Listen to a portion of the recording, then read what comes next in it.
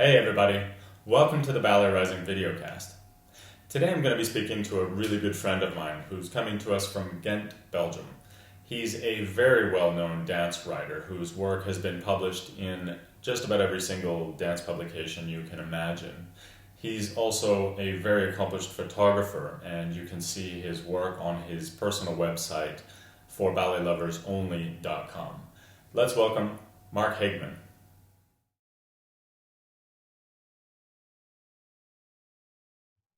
And here we are with Marc J. Haegeman. How are you, man? Good to see you. Good to see you, Casey.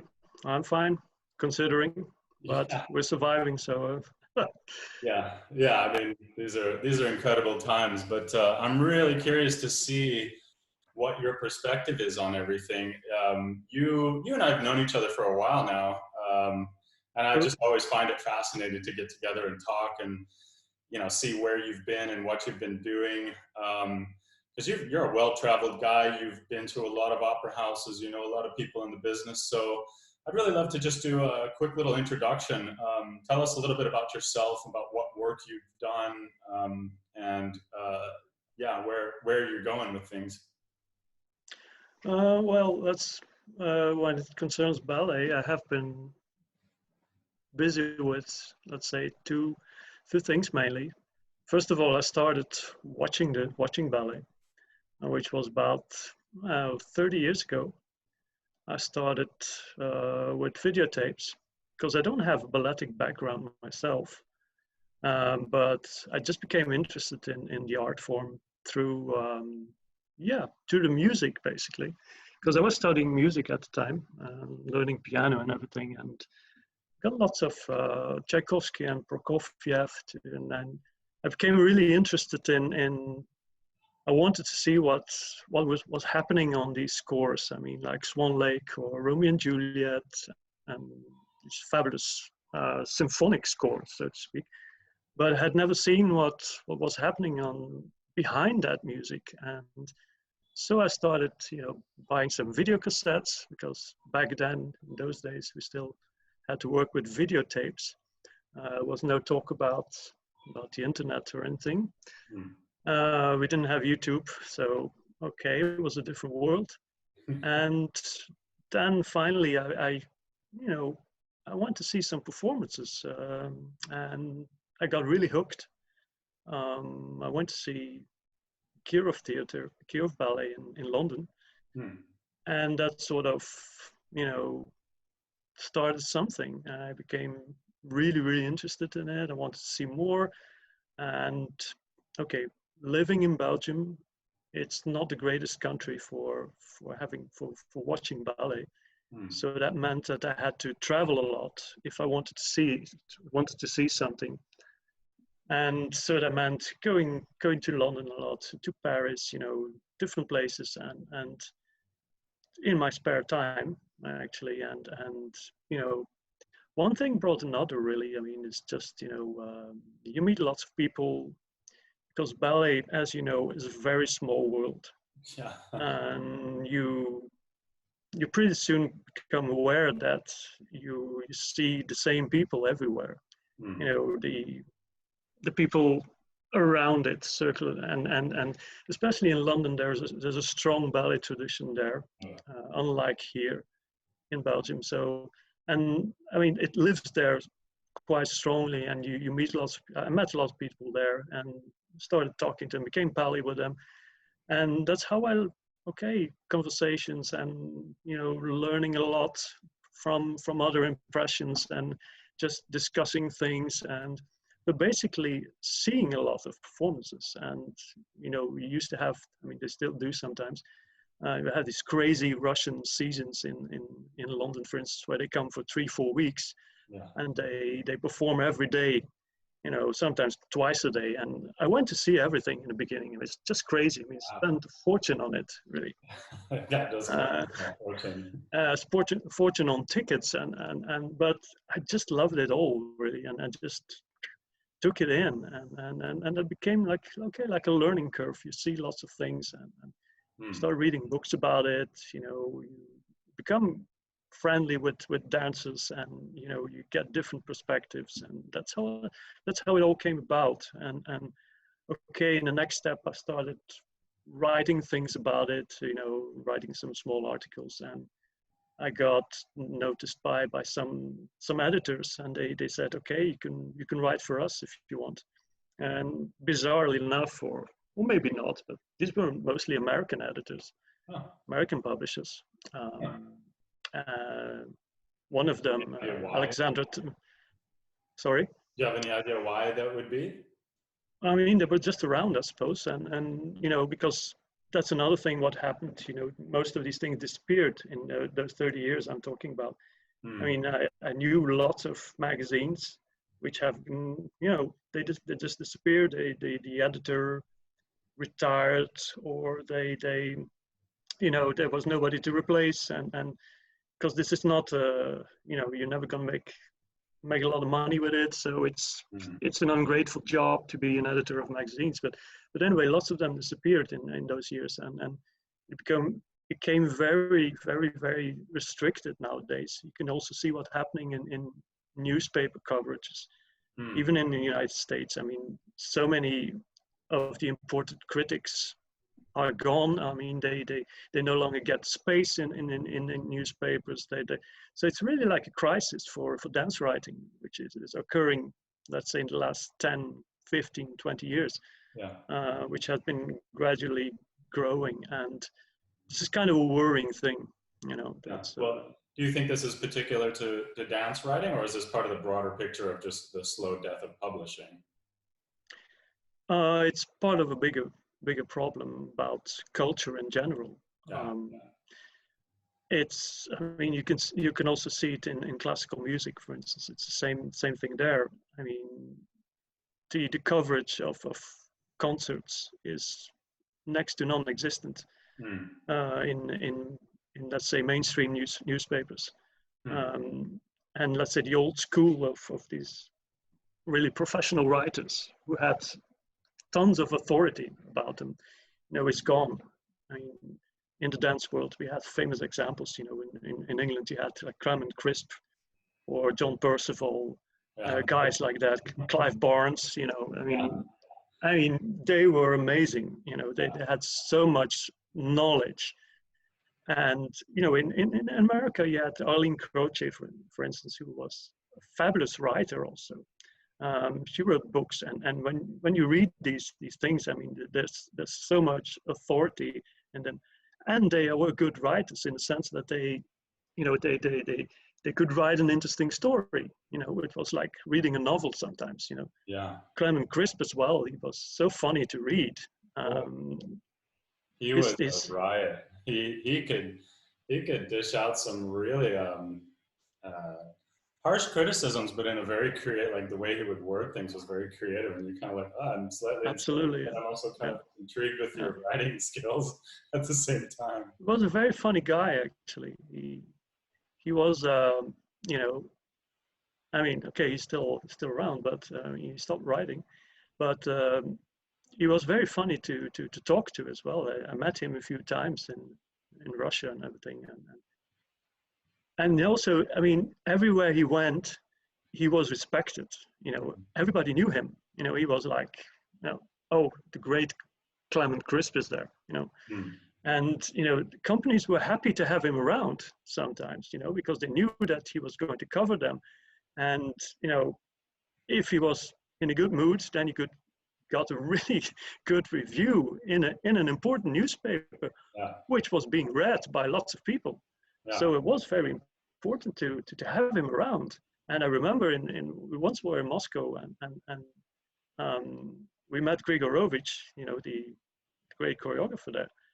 And we were meeting. I was with Clement Crisp, and he said, Grigorovich said to him, "He's the greatest dance critic I know." Okay, you could say that he might have said that to anybody, but it didn't come from nowhere. I mean, he really meant it. And Clement Crisp was, of course, was very cool about it. But no, he was really special. And this kind of writers, I mean, we miss those people. I mean, they're gone, and I don't see any replacement coming. And this is all for, it's not good for dance as an art form, because you need to have some way of talking about it through an article. And okay, it's an opinion. You agree with it or you don't, but it is an opinion based on lots of authority. As Chris used to say, I mean, if you start writing about ballet, you should at least have seen something like 500 Swan Lakes, you know. It's before you start writing, and he had seen 500 Swan Lakes, I'm sure of it, and even more than that. So Yeah, anyway, it's I mean, it's interesting to hear this side of it, because I mean, you know, I always take things from a dancer's perspective, of course, but we're well aware of the issues surrounding the arts when it comes to, you know, the issues for the dancers, the choreographers, and stuff like that. But the dance critics and the writers and everyone around it are an incredibly important aspect to all of it. So it's quite interesting to hear this side of everything. Yeah, because I mean, I've known for a long time that publishing is going through a real hard time, but you know, how it's affecting the dance world as well is obviously, as you're pointing out, is quite real, and something we should also consider as well when we're considering all of these issues that we're having in the arts, not just from COVID-19, but you know, there's a lot of issues that were stemming well before that, you know, with financing and how to support the arts, and it's an interesting subject. But you also do a lot of your own photography as well. And when you and I first met, we were just talking cameras and photography more than ballet. True. Yeah. And that was the second thing I wanted to mention. Of course, my second interest in ballet related interest was photography, which started, let's say, more recently. But okay, it's been going on now for also like 20 years or so. Was a tough process, you know, because you start from nowhere basically, and you can find nowadays, even you can find hundreds and hundreds of tutorials and manuals about how to shoot a landscape or how to do studio photography. You can find hundreds of them online, or you know, go to the library, find some books on it. But you never find anything about how to shoot a dance performance or how to shoot in a theater. I've never seen a tutorial about that. So you basically have to do it. You go out and do it, and you don't have no backup really. Yeah. And this being, again, a small world, I mean, you're immediately sensing the competition there. I mean, dance photographers are a little bit cagey about how they work. In my experience, they don't tell you much of do this or do that. This is a good way of doing it. No, they keep it to themselves, and because that was something that struck me in the beginning when sometimes I was invited to go to shoot a performance or a rehearsal in a theater, and I could immediately sense the in-house photographer was kind of like, who's he? You know, what's he coming to do here? He's going to take my place or something, or which was never the point. But there's so much competition in that field, and there's so little space for. I mean, there's so little positions to take that people become very, you know, okay, oh yeah, here's another competition coming, you know, and that I felt in the beginning, although it was never my intention of taking somebody's place there. But it was a learning curve, and you know, it's pretty hard, you know, as you know, compared with shooting landscapes or that's peanuts, you know, compared to shooting in a theater, because it's, you know, the light conditions are terrible. The white balance has to change all the time. I mean, and you have the movement, you know, the constant movement. It's never the same. I mean, you only get one chance to do it, and it has to be on the exact moment, you know. Yeah.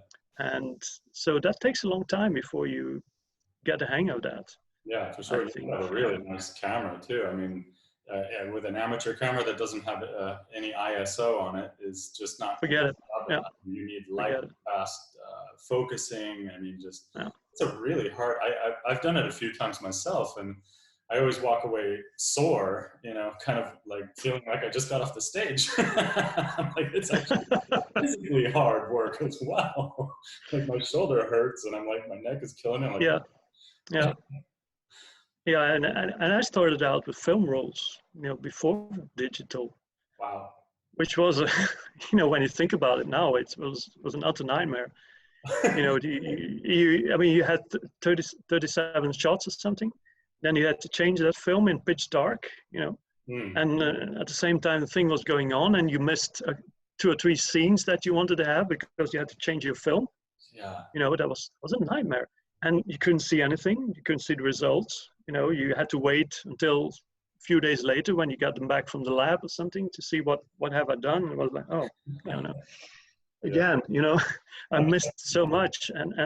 But thanks to digital, I mean, there was so much creativity now. I mean, the cameras are really, really fantastic nowadays. I mean, the top end cameras, of course, they are really great. I mean, that's unbelievable what you can do with them, even in poor light conditions, even with fast moving subjects. I mean, you can change your ISO in between, you can change the white balance and everything.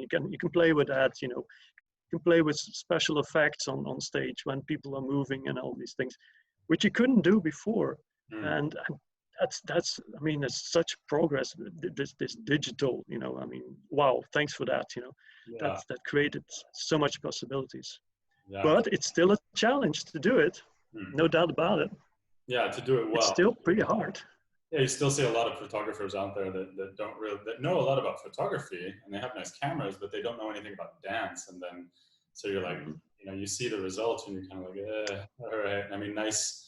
The exposure is good, and it's all in focus, but you have no idea what the line of the dancer is, the emotion and the technique that they have, and how to capture that. And it is really a split. It's a lot like sports photography. It's just that split second, you know, that you need to hit right on, and oftentimes people don't know what to look for unless they've been trained somehow in dance or have been watching it for a good many years. So by this point, you've done a tremendous amount of writing for I think all of the top opera houses in Europe, right? Or most of them. Most of them, yeah. I've been around a lot, and a lot to Russia also, and well, that's a few years now, because that's, you know, you start to change sometimes in life, and then that's, you know, you change your perspective a bit. You want to try something else, and you want something different in life. That's also a thing, because it takes a lot of obviously it takes a lot of time to do these things, this traveling, but yeah, I've been seeing, let's say, all the major companies in Europe several times in those years, and also when they were visiting companies from United States, or, you know, New York City Ballet, Ballet Theater, San Francisco Ballet, when they came here, not often, but they came here. I try to go to see them, and so yeah, I've been covering these things a lot. Also, lots of London Royal Ballet, English companies, Paris Opera Ballet. I did a lot, and also at one point there was also that American magazine who wanted was to do interviews with lots of dancers, especially from the Paris Opera, and that was very interesting because that was basically the generation that was groomed by Nureyev in the 80s when he was directing in Paris Opera, Opera Ballet. That was a magical time. I mean, the dancers that came out of that. I mean, Paris Opera is still the Paris Opera, but that time was just beyond special. I mean, those dancers were incredible. Yeah, it was an unbelievable generation, and I was lucky to have seen most of them not in their prime maybe, but at least at the end of their careers. But I've seen most of them, and yeah, there was a fantastic spirit there. Also, when you talk to those people, they were really there 100%, and this you know, the spirit was really, really, really strong, and that came from that one guy, probably, you know, Nureyev, who who was obsessed with everything related to dance, and he was okay, a very strong personality, no doubt about that. And he okay, he was a hard person to deal with in many ways, but the results were there, definitely, and you saw that in the performances and in the mentality of the people there, and people like Manuel Gris, and they still carry that mentality nowadays when they doing different things when they're directing. They still carry it on, and that's the beauty also of this whole world about ballet. That generations coming one after the other and transmitting their knowledge, their mentality, their spirit. That's such a beautiful thing, really, in ballet, and that can, nothing can replace that. I think, it's something unique in a way that you see that not just by when you see companies like Vienna start the Vienna State Ballet is just a spectacular company, and that's obviously as a result of Manuel Gris. That Absolutely, generation has really gone out and done some spectacular things beyond just their dance careers. It's it's pretty amazing. But you've also done a lot of work with like personal one-on-one work with several really famous dancers. You were working with Zakharova for a little while, right? Almost 11 years I've been doing a website.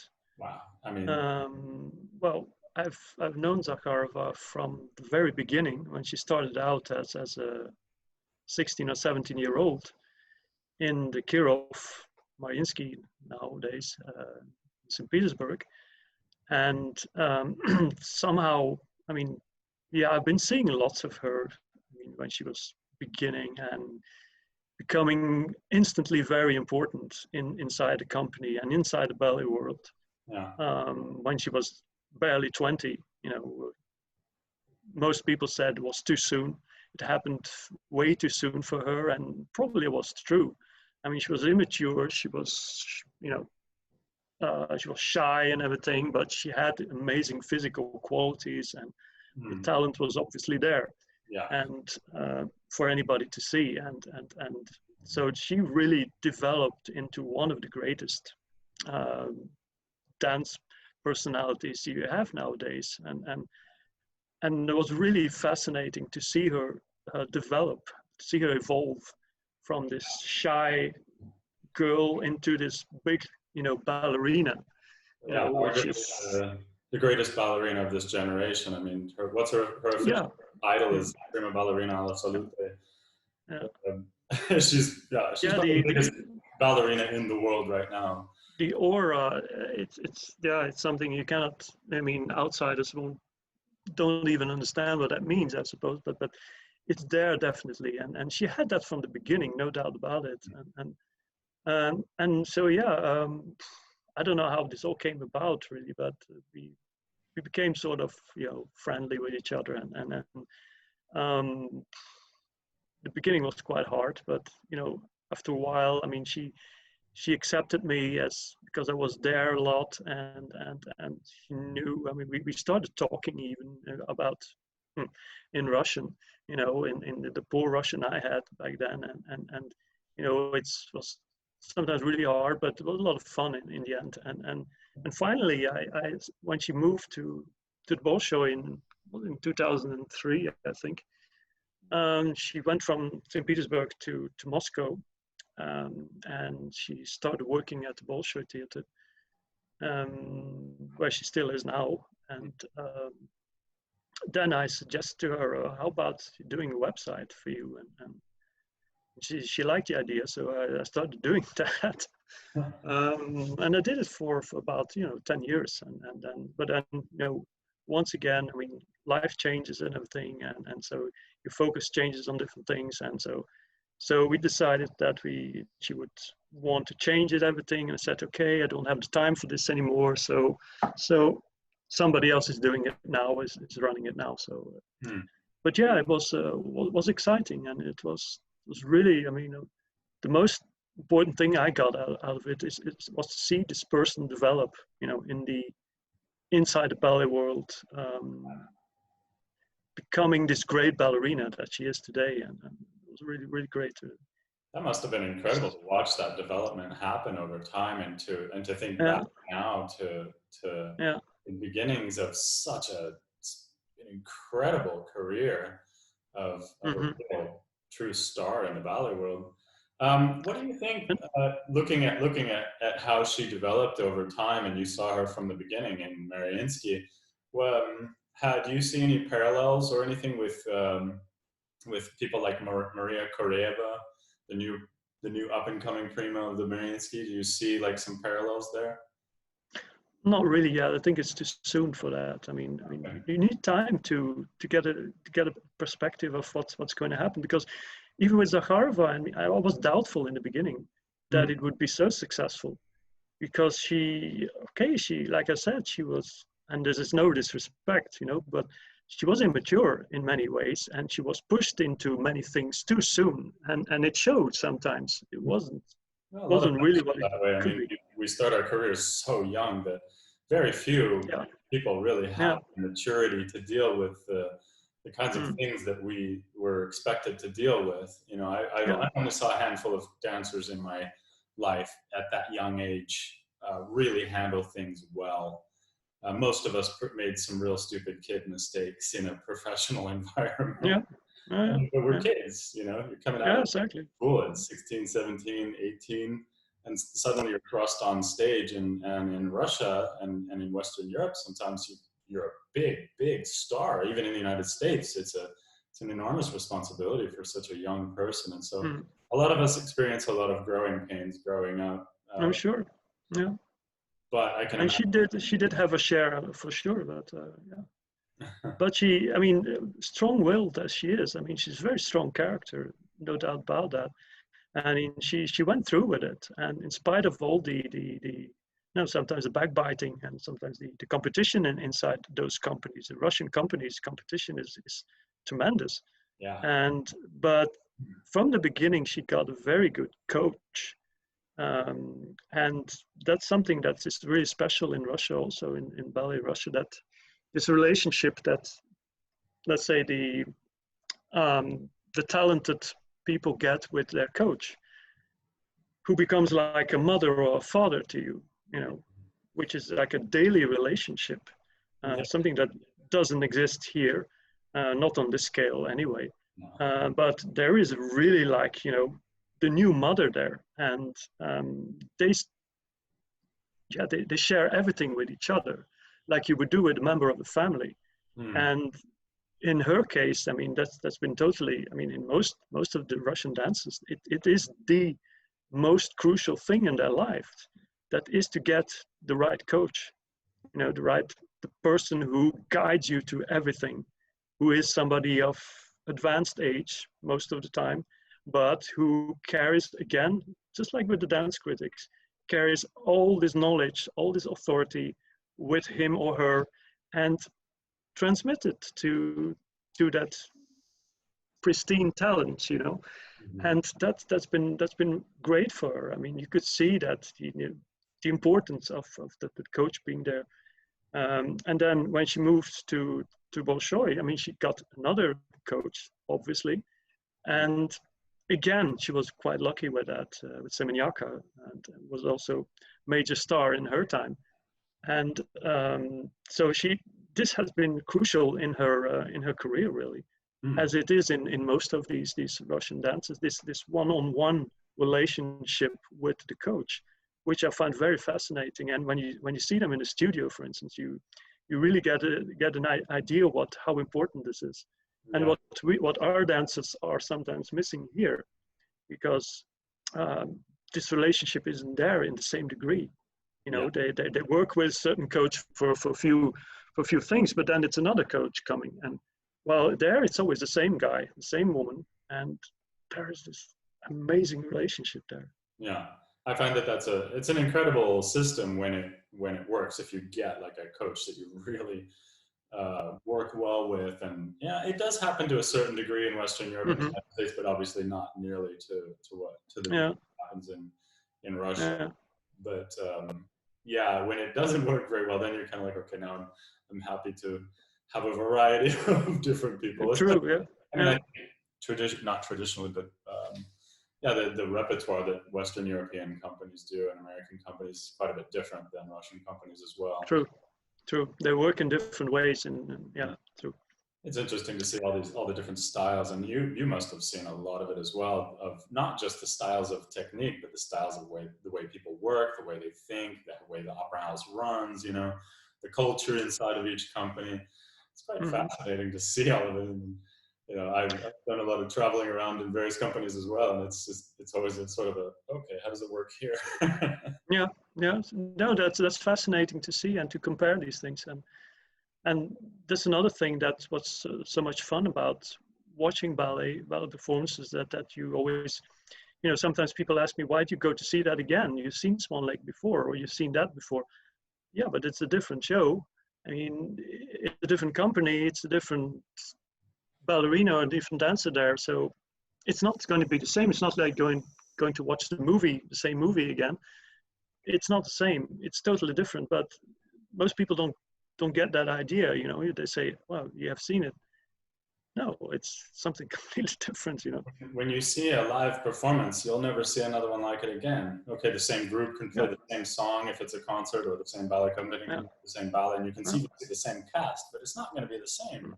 You know, when you watch a live performance, that moment is yours and yours only, and it belongs to just the people that were there to see it, and then it's gone. It's not a movie. And I think you're right. A lot of people do miss that aspect of it, that personal aspect of it. That live theater is for you, not for the masses. It's personal. And I see us to segue into the next little part of the conversation, which is around COVID-19. You know, we're obviously in the arts. We're moving into this rapidly, suddenly, just thrust into this digital age. I mean, we're having a conversation right now on Zoom, which, you know, is just kind of a whole different thing, you know. So we've been thrust into this digital age, and it's sort of like, okay, well, I'm trying to really figure out how do we take advantage of all of this, and what are the good things we can take out of it, but how do we also not forget what we do and who we are? You know, we are live performers, and we should always, you know, maintain that live aspect, even if we do want to also at the same time move into the digital age. So yeah, I'm just, before we get into that, really, what's happening? You're in Belgium right now, in Ghent, right?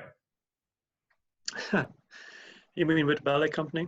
No, just with the situation with life in Belgium right now as far as COVID-19. Oh, well, you know, we have been in a sort of light version of lockdown, which means that we were still allowed to go out. If we stayed in, let's say, the immediate neighborhood, we weren't supposed to travel or anything, but we could still go out, unlike in France or in Italy, where it was really closed down. You could just go out for groceries, so for going to the doctor or something. But here it was, say, a little bit more free. And finally, we came now, only a few days ago, we started, you know, building it down. I mean, we started loosening the lockdown. So we are already allowed to see more people, but it has been, to be honest, it has been really, really messy about all these rules and what can you do and what you cannot do, and most people are losing track of what's still allowed and what not. Yeah. So it's hard, really, and I think the coming weeks are going to be quite hard. Also, we're still fearing, at least people I talk to, we fear that it might start again and that we're going to be locked down again completely. And so it all depends of how we behave in the coming weeks. And to be honest, I have my doubts about that, how people generally behave in such conditions. We have been seeing signs which are not very encouraging, to be honest, but you have that in every country. So yeah. I walk around Amsterdam. We're supposed to be in groups of less than 3 or less, and you're supposed to be keeping 1.5 meters away from everybody, you know, 2 yards. You see big groups of people out there all the time, you know, and like here in boats, you know, and only once have I seen the police even do anything about it, you know. So you're kind of like, Yeah. okay, this is how it's gonna Yeah. go. Yeah, there's certain well, okay, it can't hit me, it can't touch me mentality, and well, it's been proven that it's not the case. I mean, everybody gets it, you know. If when your times come, you know, it's Well, the most important thing everybody's. people need to really realize is even if it doesn't affect you, you could pass it on to somebody who it could affect heavily. You Yeah, could ultimately, yeah, well, yeah, it's a little dramatic to say, but you could absolutely. ultimately, Yeah, in a roundabout way, be yeah, responsible for killing somebody. yeah, yeah.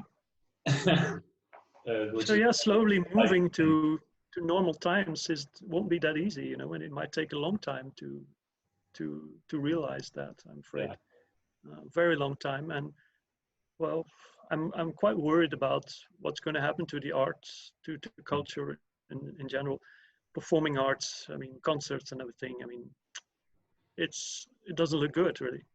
Yeah, it's quite scary. I mean, you look at the deficits that a lot of arts companies are running right now. Yeah, And, I mean, the it's thing is that the arts funding. Well, here in Europe, where most of the funding comes from the government, I mean, the funding never recovered after 2008. They slashed all art budgets. Of course, true. always when there's an economic downturn, cut the arts budget. Okay, but when the economy went back up, they didn't increase the arts budget. So now we're Nope, talking about another nope. economic downturn. What are we going to do? Yeah, Do it again? We're just yep, not gonna have art. probably. Yeah, Mhm. it's quite frightening.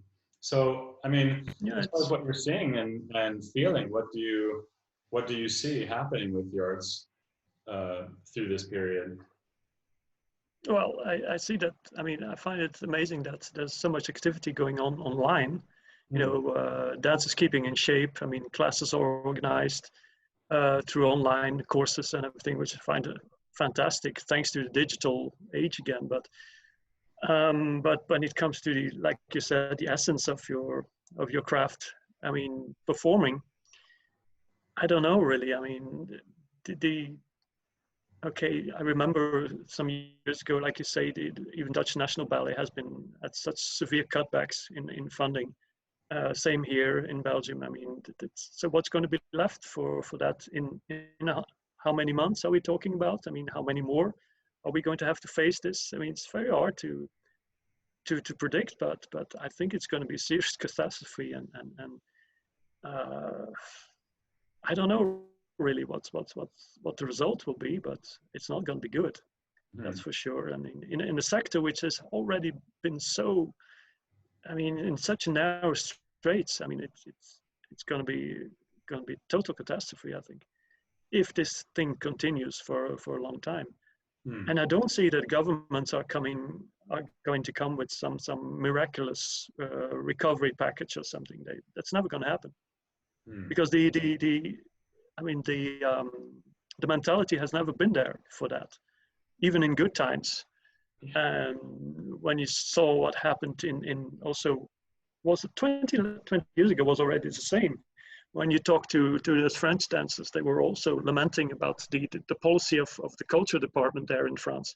Hmm. And that's supposed to be a good time, you know, and with a good government and with strong government. But they were already saying the same thing, that they made a mess out of it. And there was never enough for them. And it's the same what happened here 10 years ago, started here in Belgium, the Netherlands the same. You see always everything cut back, and I remember that image from the four swans, the four little swans that you had in Dutch National. There were three of them left, you know, just to there was a photo of the four little swans from Swan Lake, Uh-huh. and somebody cut one of the swans out, and you had three of them because of the cutbacks in the funding. So that was a way of saying that we can no longer perform the way we could before because of we receive less money. Yeah. And yeah, God knows what's going to happen now. Yeah. No idea really, but I mean, I see a lot of promising things as far as like what technology can do. I think a lot of it right now, as far as I can tell, is sort of stopgap stuff, you know, just to sort of stop the bleeding. Um, uh, but I don't know how realistic most of it would be to really sustain a company right now. yeah, Um, so yeah, it's interesting to see how people are adapting. I mean, I'm quite positive in the fact that I'm seeing a tremendous amount of creativity given the circumstances, you're seeing people just pouring out ideas. It's like the whole community has suddenly been limited to this little scope. I've said this in several conversations, and it's sort of like, you know, when you're learning photography, it's like they give you a 50mm lens and they say, okay, you know, you have to go out there, which is a very limited lens. You know, you have to be very selective about what you put in the frame.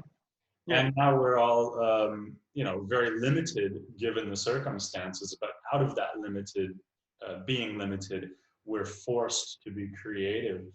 And I see a lot of people really being creative with what they're doing. Obviously, all these classes online, and I'm just wondering how that's going to play out in the future. You know, is this going to be a whole new way of a whole new type of income that could sort of subsidize what's been lost from government funding or from private donations and things like that?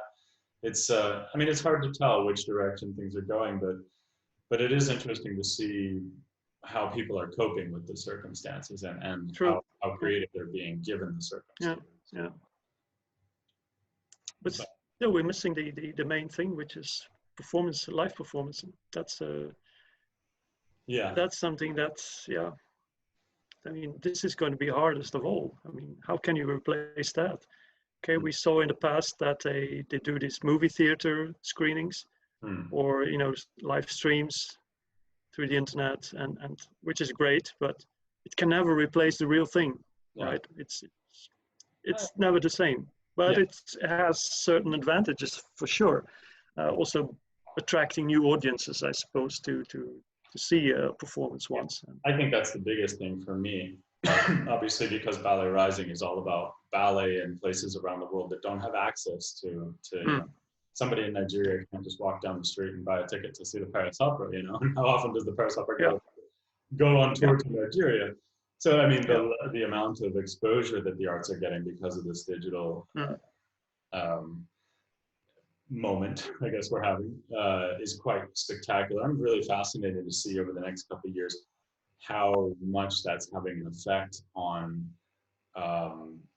audiences and just exposing new audiences. I think, you know, anybody with a phone right now, anybody with a mobile phone anywhere in the world that has a Wi-Fi connection can get online right now and watch the Royal Ballet or the Bolshoi Ballet or the Metropolitan Opera, you know, YouTube. And it's sort of like we've been put in. We're starting to do what sports have done for decades. True. You know? It'll be interesting to see how that plays out. Yeah, it would be interesting to see what comes from that. Yeah. But I still hope we can get back to normal soon. So because we've got to get back to performing on the stage live theater. I believe there is a digital future for us, but it like I said earlier, it can't be, you know, digital only. It'll be some type of mix that allows us to perform on the stage when possible in front of live performances, but when not possible, you know, reaching out into the internet. It'll be really interesting to see how this plays out. Well, so anything you'd like to tell the world right now about what's happening? Anything you'd love to just say to everyone right now regarding ballet, art, theater, COVID-19? Well, about ballet in general, I think we cannot emphasize enough how important this art form is. And I have a feeling that we're not doing well in this respect, totally outside of what's happening now with COVID-19. It's already been there, something I already observed a long time ago, actually, that there is okay, first of all, it's a small world, as we said, and you know, it's also, there's lots of people looking down on it still. It's my impression that I have, that once you get out of this little world, I mean, people consider you're like an alien or something. You know, that I remember conversations I had with dancers, and they said, I mean, sometimes I get attacked by journalists asking me questions about how do you survive in this old-fashioned world, you know, They didn't really have a clue about what classical ballet is, and there was lots of, you know, strong feelings about, you know, okay, this is a dancer, so okay, he must be, yeah, he's going to be old-fashioned or something. I mean, why are you still doing these old ballets? I mean, there is no social relevance for today anymore. Even now, we get lots of criticism from certain groups and individuals about, let's say, the great classics are supposed to be racist. They are supposed to be against women, what have you. They don't have any social relevance. They are culturally wrong. I mean, they give wrong pictures of for instance, Ballet Alert is a good example. It was in the press recently. How wrong this ballet is. How is it possible that we get still such images from ancient India, you know, which is a totally westernized version of ancient India. And okay, there's a lot of pressure, I feel, on also on the whole concept of classical ballet. Yeah. As we came to appreciate it for 2 centuries, basically, and how it has been transmitted by all these people. And I feel it sad that there are coming these reactions to something which is supposed to be, you know, it's nothing to do with racism or colonialism or whatever you will put in, whatever you will find in it. It's basically to see a good show, you know. It's basically to see wonderful choreography and great music and what have you, and sets and costumes and everything. We don't go to theater to enjoy bashing on Indians or something, on Indian people. That's not the point. You know, it's just to see a good performance and with great choreography, the Kingdom of the Shades in Ballet Alert or something, you know. And this is something I noticed that's been growing a lot in recent years. This sort of looking down on the whole art form. And I wonder where this is going to anyway. No, it's a complex thing, but we should really definitely think about it, how we and how this is going to evolve in the future. But it shouldn't be at the expense of losing lots of beautiful things that we came to value. Yeah. And let's not forget that generations of people have been working their whole lives to value that and to make something out of that. All these ballet masters, these coaches, these dancers, you know, they've been dreaming of doing these things, and I mean, we should respect that too, I guess, because this is our culture, our tradition, love it or not, you know. Yeah, good answer. It's not a holy book or anything, so you can make changes, and changes are made all the time, but it depends on how far you go with it. Yeah, for sure. I mean, my biggest thing is that there should just always be a civil dialogue about it. You know, we need to absolutely talk about it, and it should just be coming from a place of, okay, this is what happened, but where can we go from here, and how can we all still get something good out of it? How can we still get a good ballet culture out of it, but still, okay, maybe moving forward, we should be a lot more conscious of some of these things, for sure. Well, Marc, thank you so much for this great conversation. It's always great to see you, great to talk to you, and I hope you're staying in good health, and I hope we can talk again soon. Yeah, hopefully live again, sometime in the future. Yeah, sure. That would be great. Thanks a lot, Casey. Yeah, for sure. You take care. All right, you too, man. Great talking to you. All right, see you. Bye. Ciao.